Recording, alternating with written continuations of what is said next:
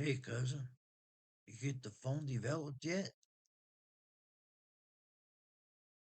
What if I told you the universe is still cracking open right now, not with noise or fire, but with quiet expansion, space itself stretching, making more room for itself? Picture the primeval egg, not a tiny bird egg, but a universe-sized shell, some ancient totality, compressing everything matter, energy, space, time into a single smooth whole.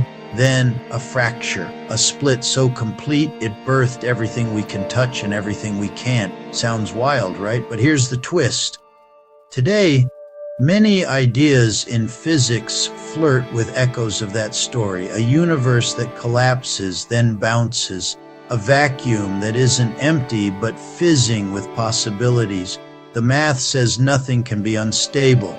Like a pencil balanced on its point. Nudge it, and nothing becomes something. A quantum hiccup that inflates into a cosmos. So is the universe reinventing itself even now? In a way, yes.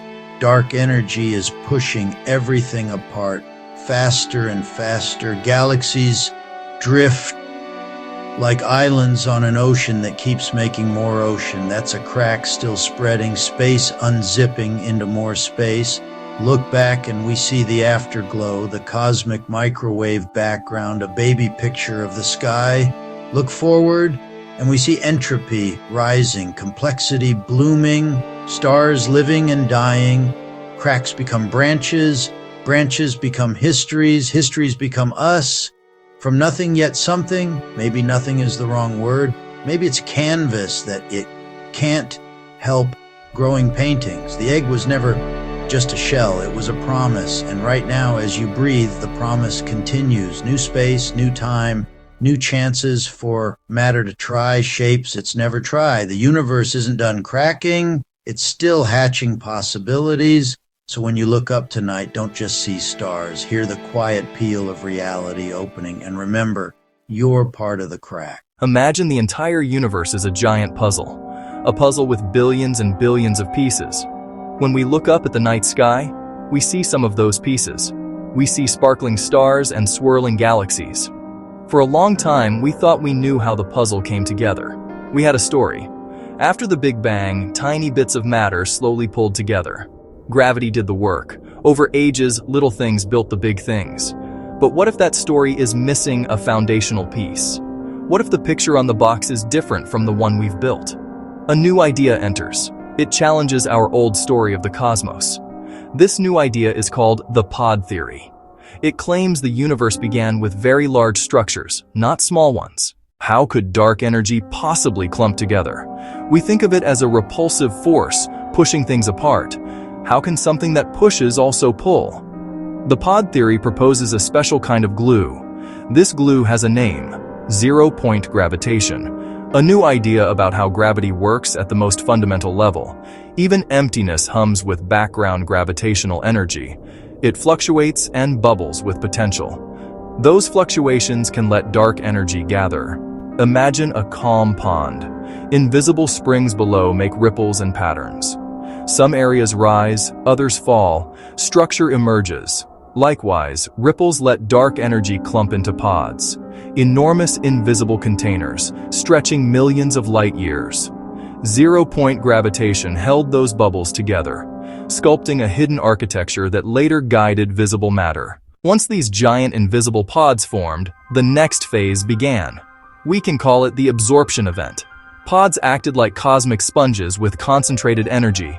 They pulled in the thin hydrogen and helium left by the Big Bang. Everything we can see and touch, baryonic matter, spread out, almost impossibly thin.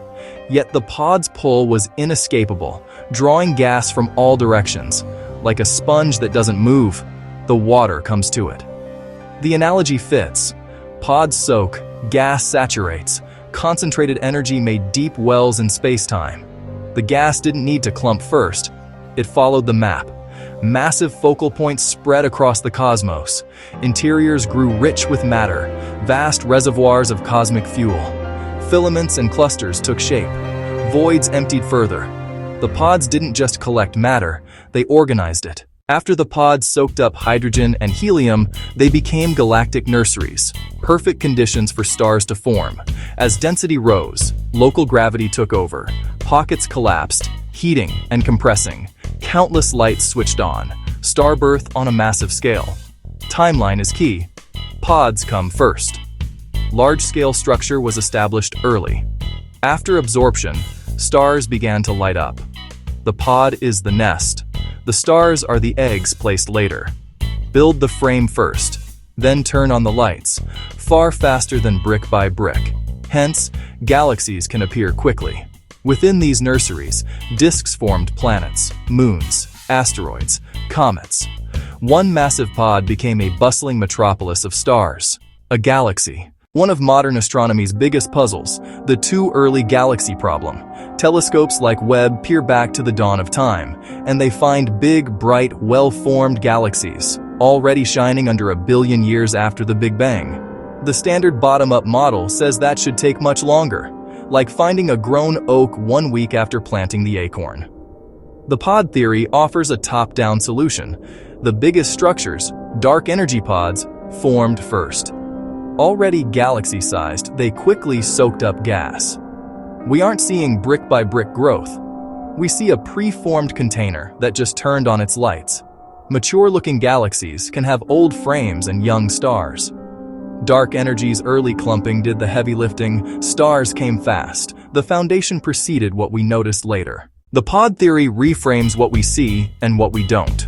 The visible universe, stars, galaxies, planets, and us, is baryonic matter.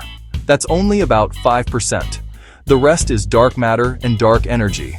We are like foam on a deep, mysterious ocean. The foam is not the ocean. Currents below shape everything above. Baryonic matter traces the crests of unseen waves. Beauty is the pattern of foam. Cause is the ocean beneath. To understand the universe, we must learn the ocean's language. The visible map points to dark energy's dynamics. Science now hunts subtle signs of ancient pods and probes the zero-point field that set them in motion. The universe becomes a living puzzle, a text we can learn to read. With curiosity and imagination, we reveal a grander, more surprising cosmos.